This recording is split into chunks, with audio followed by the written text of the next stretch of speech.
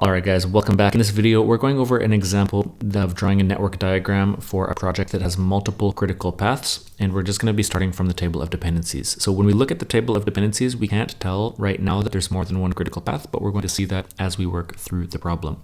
So when we start off with the network diagram like this, I always recommend drawing a rough sketch first before moving on to the final copy.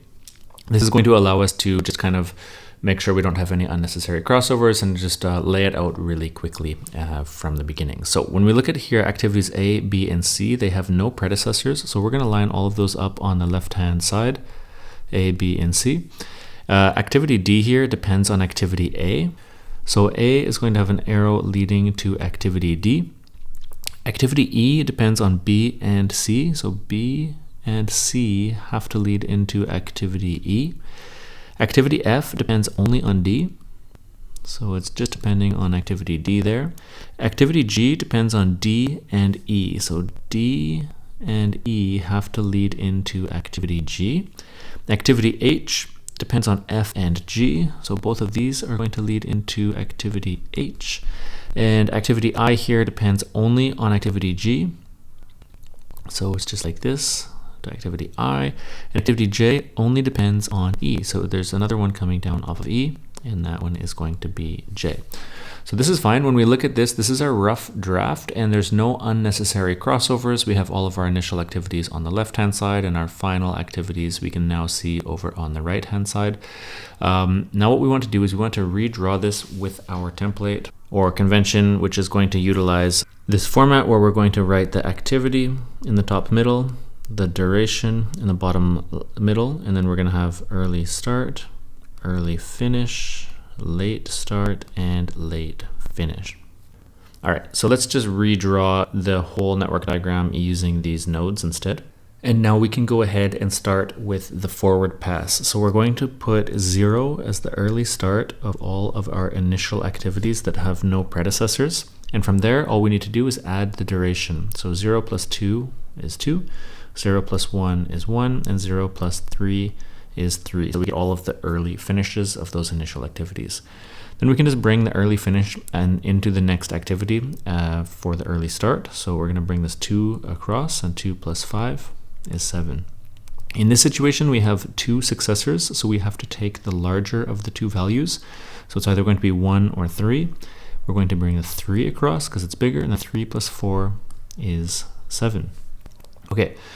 Coming into activity F, there's only one predecessor, so we're going to bring that 7 into the early start. 7 plus 1 is 8. For activity G, there are two competing values, but they're both equal to 7, so we're just going to bring a 7 in. 7 plus 3 is 10. And for J, there's only one predecessor, so we bring that 7 in. 7 plus 2, and we get 9 for the early finish. Looking at activity H here, we have two competing predecessors. We have an 8 and we have a 10, so we bring a larger value. So we're going to bring that 10 in. 10 plus 5 is 15.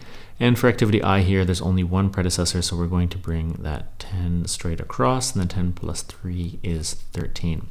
So when we look at this now, we can see that we have the the early finish of our final activities. One is 15, one is 13, and one is 9. So the latest one, which is 15, is going to be the end of the project. And we're going to bring that down into the late finish of that activity. And we're also going to bring it to the late finish of all of the finishing activities. Now we have the late finish, and we're going to do the backwards pass, where we just subtract the duration and basically just do the opposite of the forward pass. So 15 minus 5 is 10. 15 minus 3 is 12, and 15 minus 2 is 13. We can bring those back across. So in this case, F only has one successor, so we're going to bring that 10 straight in, and then 10 minus 1 is 9.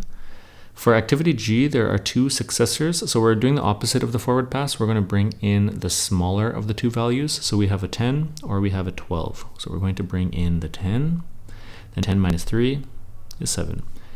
For activity E, it also has two successors, so we're going to bring the smaller of those late starts in as the late finish of E. So we have a 7 or we have a 13.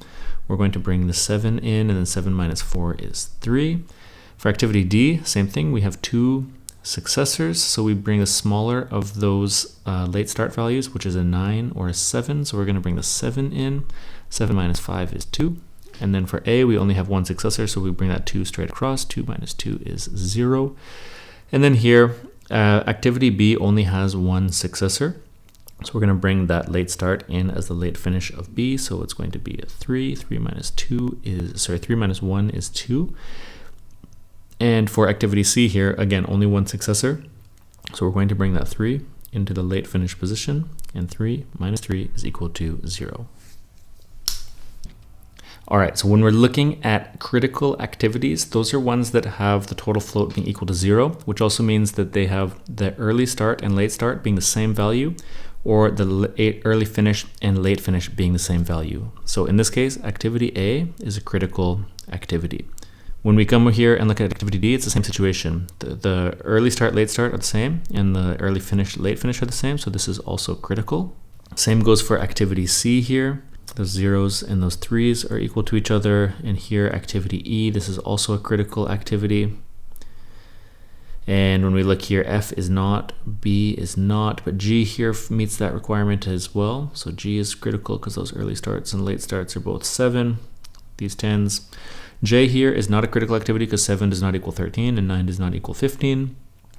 Activity H, 10 equals 10, 15 equals 15. So this is also a critical activity. And activity I here is not, because 10 does not equal 12 and 13 does not equal 15. So these ones have some float or slack available to them, whereas these other ones that I've highlighted in red do not.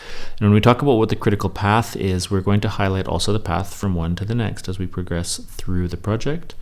So we can see here is 1, and also from C to E and E to G. So it looks like we have two different critical paths here. The first one is going to be A, which leads into D, which leads into G, which leads into H. So that is one critical path on the project, but there's another one. The other critical path starts at C. It goes from C to E to G to H. So it is possible for a project to have more than one critical path. It is possible for certain activities to be common across two different critical paths. For example, G and H are both on two different critical paths. But basically, if you delayed anything on this top critical path or the bottom critical path, whether it's a common activity or not, it means that we're going to be delaying the entire project finish date by at least the amount that we've delayed, which means that these are certainly on the critical path. So hopefully that is helpful. There are lots of other network diagram and critical path videos linked in the description below, and I will see you guys in the next video.